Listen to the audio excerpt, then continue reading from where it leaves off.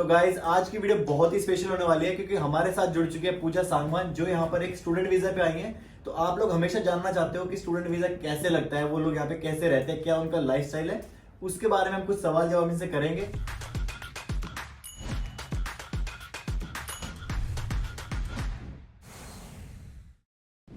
सबसे पहले तो हमारे व्यूअर्स को ये बताओ कि आप यहाँ कब आए हो न्यूजीलैंड में। हाय गाइस, मेरा नाम पूजा सांगवान है और मैं न्यूजीलैंड में स्टूडेंट वीज़ा पर आई हूँ। मैं आई थी जनवरी और अब मुझे यहाँ पर 5 महीने हो चुके हैं रहते हुए। तो आपने यहाँ पे कौन सा कोर्स लिया, कौन सी एजुकेशन है आपकी? मैं यहाँ पर मास्टर्स लेवल करने आई हूँ। मेरा लेवल पड़ता है लेवल 9 में। क्योंकि गाइज न्यूजीलैंड में जितने भी कोर्सेज होते हैं ये लेवल के हिसाब से होते हैं, लेवल 7, 8, 9। तो मास्टर्स लेवल 9 में कंसिडर की जाती है, राइट? या तो अब ये बताओ कितने साल का आपका कोर्स है, क्या इसको वीजा लेने के लिए आपको आइल्स देना पड़ा था? Of course, I think most of the countries में ऐसा होता है और यहाँ पर भी मुझे आइल्स का एग्जाम देना पड़ा था। स्टूडेंट वीजा के लिए? या बिकॉज द थिंग इज कि आप यहाँ पे पढ़ाई करोगे, English is a second language, तो वो देखते हैं कि आप अकेडमिकली कर पाओगे या नहीं। तो आइल्स इज अ बेसिक रिक्वायरमेंट। कितने साल का कोर्स है आपका? ये जो मेरा मास्टर्स का लेवल है लेवल 9 पर, मुझे 1.5 साल का कोर्स मिला है। इसके अंदर मुझे 180 क्रेडिट्स पूरे करने हैं। कुछ बच्चों को 240 भी करने हैं depending on the subjects they are chosen, और 180 मुझे 1.5 साल में करने हैं। तो स्टूडेंट वीजा के लिए आपने किसी एजेंट को पैसे दिए या फिर कैसे हुआ ये? स्टूडेंट वीज़ा के देखो वैसे पैसे नहीं लगते हैं, और मैं जैसे आईडीपी के थ्रू आई थी तो मेरी भी कोई फीस चार्ज नहीं हुई थी बिकॉज इनको कमीशन मिलता है हमारी फीस से। कोई चार्जेस नहीं होते हैं आपका एप्लीकेशन के लिए। आपके कोर्स की फीस कितनी है, आपको कितने पैसे देने पड़े कॉलेज को? डिपेंडिंग ऑन द कोर्स आपकी फीस होती है। हर कॉलेज की अलग होती है, हर यूनिवर्सिटी की अलग होती है। अब जैसे मैं पॉलिटेक्निक इंस्टीट्यूट से आई हूँ तो मेरी फीस 20 से 30 लाख के बीच में होगी डिपेंडिंग ऑन माई कोर्स। मेरी करीबन 25 के करीब पड़ी है, तो 25 लाख के करीब। तो सब कॉलेज की अलग अलग है? हर कॉलेज की अलग है। AUT की अलग है, ऑकलैंड यूनिवर्सिटी की जैसे हो गया, बहुत सारे कॉलेजेस हैं यहाँ पे, बहुत सारे इंस्टीट्यूट, सबकी फीस अलग अलग होती है। तो इंडिया के एजुकेशन में और यहाँ के एजुकेशन में क्या फर्क दिखा आपको, कोई डिफरेंस है? हाँ, there is a lot of difference. जैसे वहाँ पर जो हमारा है वो एकेडमिक स्टडीज जो है बहुत अलग हैं।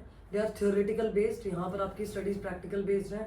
आपको असाइनमेंट्स दिए जाते हैं, रियल सिचुएशंस दी जाती हैं, रियल कंपनीज पे आपको रिसर्च करनी पड़ती है। It's not only about grappling things और आप उसको रट रहे हो और फिर पेपर में लिख रहे हो, ऐसा कुछ नहीं होता। तो मैंने सुना है जो असाइनमेंट होते हैं यहाँ पे वो काफी मुश्किल होता है, आप स्टूडेंट्स बना नहीं पाते हैं तो लोगों से बनवाते हैं। I don't think Indian students के लिए प्रॉब्लम कुछ आनी चाहिए, क्योंकि हमने पीछे बहुत ज़्यादा हार्ड वर्क किया होता है एज कम्पेयर टू यहाँ की स्टडीज़ बहुत ईजी होती है। आपको सिस्टमेटिकली अगर आप इनके रेफरेंसिंग, फॉर्मेटिंग सब कुछ समझ जाओगे तो आपको बहुत ईजी है। 1 महीने में 1 असाइनमेंट देना पड़ता है, तो बर्डन तो है ही नहीं बिल्कुल भी। कोई टेस्ट नहीं होते आपके। हाँ, ये डिफरेंस भी है, कुछ कॉलेजेस में पेपर नहीं देते आप लोग? नहीं, वी जस्ट नीड टू। तो पास कैसे होते हो? हमें असाइनमेंट देने होते हैं, असाइनमेंट सबमिशन होता है, 100 मार्क्स का होता है, और पासिंग क्राइटेरिया जैसे मेरे कॉलेज में है 50%, तो मुझे मिनिमम 50% रखना पड़ता है, then only I will be eligible to pass. Okay. तो आपको यहाँ पे अकोमोडेशन इजीली मिल गई थी या बहुत दिक्कत हुई इसमें? Accommodation is not easy in New Zealand. ये बहुत, इंडिया बैठे लोगों को बहुत अच्छा लगता है ये बोलना, घर ढूंढ लो, ट्रेडमी पे ट्राई कर लो। ठीक है, प्लेटफॉर्म्स हैं यहाँ पर बहुत सारे, फेसबुक पे ग्रुप्स भी होते हैं और आप ट्रेडमी पे भी अप्लाई कर सकते हो, but it is not at all easy. पहले ये बहुत छोटा सिटी है, बहुत थोड़ी डेवलपमेंट है, और ऊपर से इंडिया से इतने सारे लोग आ रहे हैं और कंट्रीज से भी बहुत सारे आते हैं, मल्टीनेशनल कंट्री है ये, तो इट्स नॉट ईजी। तो आप अपना होमवर्क पहले से करके रखो, एकोमोडेशन डन करो, वरना at the end you won't have any place to live. यहाँ पर लोग ट्रेन स्टेशन पे भी सो रहे होते हैं, उनको बहुत प्रॉब्लम्स फेस होती है, क्योंकि वो इंडिया बैठकर बहुत लाइटली लेते हैं कि घर तो मिल ही जाएगा, घर कोई बड़ी प्रॉब्लम नहीं है, but it is the major thing. अगर आप घर में सेटल नहीं होगे कि आप कहाँ रह रहे हो, यू कांट मूव फॉरवर्ड। तो गाइस आपने सुन ही लिया होगा कि इतना आसान नहीं है यहाँ पे अकोमोडेशन ढूंढना। तो पहले तो जो मिल जाए वो घर आप ले लेना, क्योंकि अगर आपने वो घर छोड़ दिया कि यार अच्छा नहीं है, मुझे पसंद नहीं आ रहा है, तो जरूरी नहीं है कि अगला घर आपको जल्दी मिल जाए। तो जैसा कैसा भी हो शुरू में एडजस्ट करो, क्योंकि एक नई कंट्री है आपके लिए, तो जो मिले वहां से आप स्टार्ट करो, बाद में चेंज कर सकते हो। तो अक्सर हमारे व्यूअर्स पूछते रहते हैं कि भाई कितना पुराना पैसा दिखाना है, क्योंकि फंड्स का काफी कॉम्प्लिकेटेड चीज है, उनको पता नहीं होता है कि 2 महीने, 3 महीने, 4 महीने, कितने महीने फंड्स शो करने पड़ते हैं स्टूडेंट्स को। न्यूजीलैंड की सबसे बड़ी पॉलिसी है कि इनको 6 मंथ पुराना पैसा चाहिए होता है। आप करंटली कहीं से पैसा लाकर दिखा दोगे, डिपॉजिट कर दोगे, वो उस पर ट्रस्ट नहीं करते हैं। अगर आपके पास 6 महीना पुराना पैसा अकाउंट में नहीं है तो आप स्टूडेंट लोन ले सकते हो। तो आप पढ़ाई के साथ साथ जॉब भी करते हो? जी। कितने घंटे अलाउड होते हैं स्टूडेंट की जॉब? सो मैं पार्ट टाइम जॉब कर सकती हूँ since I am on a student visa. तो मेरे वीज़ा पे कंडीशंस ऑलरेडी मेंशन थी कि मैं सिर्फ 20 आवर्स करने के लिए ही अलाउड हूँ पर वीक। यहाँ पर सैलरी और हर चीज़ पर वीक होता है, तो per week I am only allowed to work for 20 hours. तो मैंने सुना है कुछ लोग यहाँ पर स्टूडेंट वीजा पे होते हैं पर वो कैश जॉब भी कर रहे होते हैं, तो वो क्या चीज़ है? That's up to you. आपको इमिग्रेशन अलाउ नहीं कर रहा है और आप इतना बड़ा अगर रिस्क ले रहे हो, आपके करियर के साथ भी आपको डिपोर्ट भी किया जा सकता है। और दूसरी चीज़, अगर आप करते भी हो तो आपकी स्टडीज़ भी उसमें सफ़र होती हैं। अल्टीमेटली वो सारा पैसा आपको फीस दोबारा से पे करना पड़ेगा, कोर्स दोबारा करना पड़ेगा, आपके वीज़ा में इश्यूज आएंगे। तो there is no point 20 hours से ज़्यादा, क्योंकि आप कॉलेज भी जाओगे, घर के भी काम करोगे, अपने ग्रोसरीज भी लाओगे, तो not more than 20 hours I would not suggest. Student visa का प्रोसेस कितना था, कितना टाइम लगा, क्या क्या आपको करना पड़ा उसके लिए? सबसे पहले हमें यूनिवर्सिटी चूज करनी पड़ती है कि हम किस कॉलेज में जाएंगे, क्या कोर्स करेंगे। उसके बाद वो चूज होने के बाद हम अपना एजेंट ढूंढते हैं। एजेंट मेरा आईडीपी था और आईडीपी के साथ बहुत अच्छा एक्सपीरियंस था, तो बहुत जल्दी उन्होंने मेरे को क्लियर लिस्ट चेकलिस्ट दे दी थी कि these are all the documents that we need, और मैंने वो सारा तो फटाफट आपने उसमें अपने स्कूल के डॉक्यूमेंट्स लगाए, कॉलेज के जो एवरीथिंग तो माय पुरानी जॉब सारी studies आ गई। एक्सपीरियंसेस, मेरी स्टडीज है। और मोस्ट इम्पॉर्टेंट थिंग, फाइनेंसेस के लिए New Zealand immigration is very particular. कोई झूठ नहीं बोलना है। जो फाइनेंस बैकग्राउंड है, आपने इतना पैसा दिखाना है, कहाँ से दिखा रहे हो, मेक इट रियल, झूठ मत बोलो। पकड़ने के बाद या आपको अबंडन भी कर सकते हैं, आपको कहीं पर भी फिर वीज़ा नहीं मिलेगा। तो मेरे since my parents were government employees both of them, तो उनके जीपीएफ डॉक्यूमेंट्स लगे थे, तो दे वर प्रीटी क्लियर, क्योंकि इन्होंने एक टीम बिठा रखी है इंडिया में जो स्पेशली फाइनेंसेस को चेक कर रही है इस टाइम पे। जी। तो आपका कोई इंटरव्यू कॉल आया था न्यूजीलैंड से? Fortunately I was fortunate enough, क्योंकि न्यू ईयर का टाइम था और उस टाइम पे इमिग्रेशन ऑफिसेज बंद थे और मेरा कोई कॉल नहीं आया। तो ये अच्छा है, कोई इंटरव्यू नहीं हुआ है। बट आपको प्रिपेयर होना चाहिए, क्योंकि आप एक छोटी छोटी चीज़ों की वजह से you can't miss your opportunity. जैसे कि आप यहाँ पे अकेले आए हो स्टूडेंट वीजा पे, तो आपको इंडिया की याद नहीं आती, फैमिली की याद नहीं आती, होम सिकनेस, ये सब चीजें? Very tough question. रोने मत लगना। नहीं, हम रोने धोने से आगे निकल चुके हैं। देखो, याद सबको आती है। आपने जहाँ पर अपनी लाइफ का बहुत टाइम स्पेंड किया है, तो obviously you will miss that part. But आपको ये फोकस करना चाहिए, आप यहाँ किस लिए आए थे, क्या सोच कर आए थे, आपको क्या करना है। थोड़ा टाइम लगता है, फैमिली भी आ जाती है, सब कुछ अचीव हो जाता है। पर अगर याद आती है, क्या करते हो उस टाइम पे? Video call. Video call. आजकल तो यार वीडियो कॉल हो रहा है, पहले तो video calls were not there, लोग नॉर्मल कॉल्स कर पाते थे, स्काइप वगैरह कुछ होता था। बट अब तो इट्स इजी, तो थोड़ा सा इमोशंस कंट्रोल करने चाहिए। गुड कैसे करते हो, आना जाना, काम पे, स्टूडेंट, ये सब चीजें? सो यहाँ पर ट्रांसपोर्टेशन मैं बोलूँगी कि पब्लिक ट्रांसपोर्ट बहुत अच्छा नहीं है।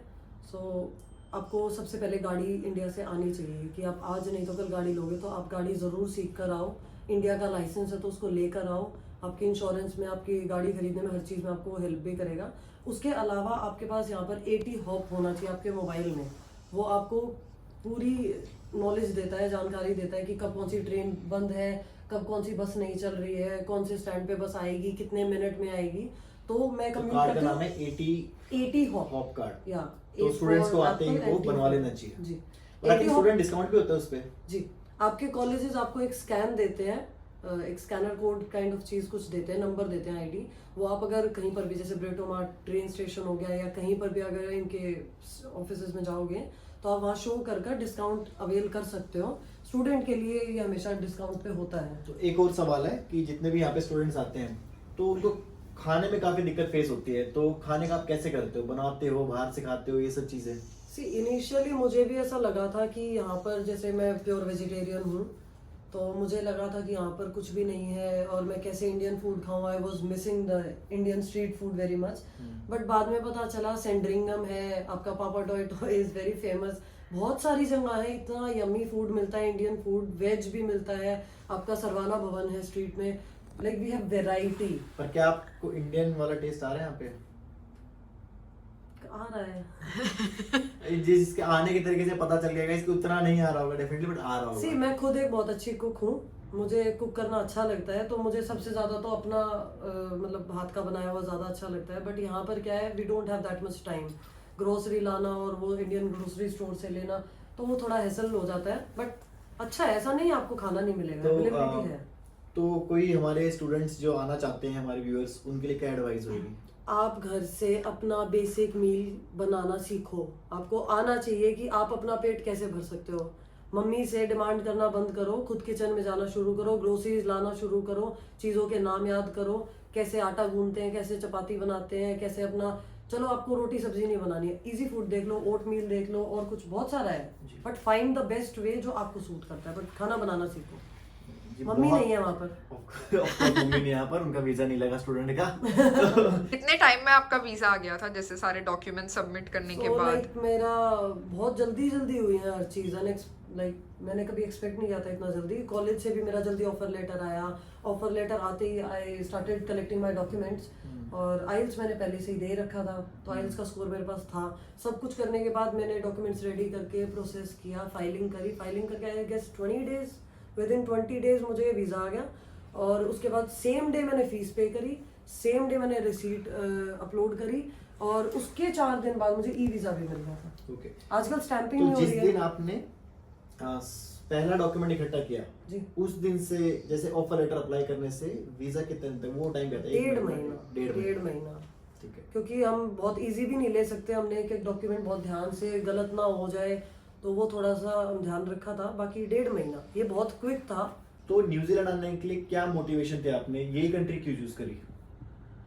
मैंने पहले भी दूसरी कंट्री ट्राई करी थी, बट आई एम फॉर्चुनेट कि मुझे और किसी कंट्री में नहीं जाना पड़ा और मैं न्यूजीलैंड आई हूँ, because it's the most peaceful country. और यहाँ पर पीआर इजी नहीं है, बट मुश्किल भी नहीं है। अगर आप मेहनत करोगे तो आप यहाँ के रेजिडेंट बन सकते हो। अभी तो मेरा मेन फोकस है स्टडीज पे। सबसे पहले मुझे अपना, जैसे हम बेबी स्टेप्स लेते हैं, तो पहले स्टडीज कंप्लीट करनी है, जिसके बेसिस पे हम इस कंट्री में आए हैं। उसके बाद एक अच्छी जॉब ढूंढनी है, एक फुल टाइम जॉब पे आना है, और ऐसी जॉब ढूंढनी है जो कि मुझे रेजिडेंसी दिला सके। सिंस मुझे ये कंट्री बहुत अच्छी लग रही है, यहाँ का एनवायरनमेंट बहुत अच्छा है, यहाँ पर ओवरवेलमिंग लोग हैं, सब कुछ अच्छा है, तो I would try, definitely try कि मुझे यहाँ पर रेजिडेंसी मिले। वरना we have lot of options. यहाँ से पढ़ाई करने के बाद तो ऑप्शंस की कमी नहीं कौन होती। सा कोर्स आपने लिया है, किस लेवल की पढ़ाई है? आप कौन से कोर्स पे आए यहाँ पे, तो कौन सी लेवल की एजुकेशन है यार, इसको अपनी पढ़ाई बता दे। क्या पढ़ाई बता दे। गाइस 4 बार हो चुके हैं, पढ़ाई नहीं बता रही अपनी, आगे कैसे सवाल दूं, कितने नकल सवाल कर हैं? लेंगे मेरी। अब रोक दे इसको। ये तो इंटरव्यू से पहले ऐसे जा रही है, लोग हंसेंगे तेरे इंटरव्यू के बाद। क्यों? अरे नहीं, मजाक कर रहा हूं। तो क्या पढ़ाई के साथ साथ जॉब भी करते हैं? यार असलियत तो बतानी रो क्यों रही है? चलने दे इसको, मैं कंटिन्यू कर लूंगा इसको। भाई ये मेरे को जरूर दे देना, ये सबूत मेरे को चाहिए। इसकी शक्ल देख कैसे आती है, तो सवाल भूल जाता हूँ मैं। गाइस तुम्हें भी आती है क्या? हाँ, वो तो हंस रहे हैं तेरी वीडियो देख के, वो सीरियस। आप यहाँ पर आए, अपना टाइम दिया, और आपने Thank you. अपना पर्सनल एक्सपीरियंस हमारे व्यूअर्स का शेयर किया। थैंक यू केडी, मुझे इस छोटी सी चैट के लिए बुलाने के लिए बहुत अच्छा लगा, आपके साथ टाइम स्पेंड करके और अपने एक्सपीरियंसेस शेयर करने के। आप लोग मेरे इंस्टाग्राम चैनल पे भी मेरी लाइफ देख सकते हैं कि how I am studying, exploring my life. और जो भी आपकी कुछ क्वेश्चन है, क्वेरीज है, आप मुझसे केडी से कभी भी कॉन्टैक्ट कर सकते हैं। You can just ask your questions and we will be there. Guys आप कमेंट कर देना, हम उसको रीड करेंगे, अगर उसमें कुछ होगा तो वीडियो और We'll बनाएंगे। try new videos. Guys like, share, comment and subscribe करना मत भूलना। जय हिंद।